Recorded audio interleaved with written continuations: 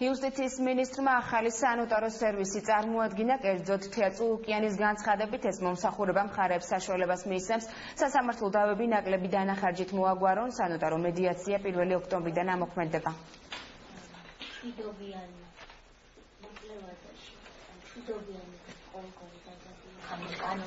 საზოგადოებაში მთავარი არ უნდა იყოს მხარებს შორის ერთმანეთთან დავა, მთავარი უნდა იყოს ის, რომ ორივე მხარისთვის დავა დამთავრდეს, რაც შეიძლება კარგი შედეგით და მორიგებით დასრულდეს დავები.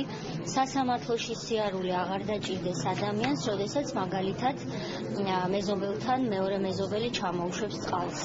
სამეზობლო დავები, საოჯახო დავები, ოჯახური სამართალმემკვიდრეობის დავები და სხვა ისეთი დავები, რომლის განხილვაც ნოტარიუსს არ იგრძელება კანონით, ჩვენი მიზანია მოვაგვაროთ მორიგების გზით, რომ ადამიანებმა არიანონ სასამართლოში.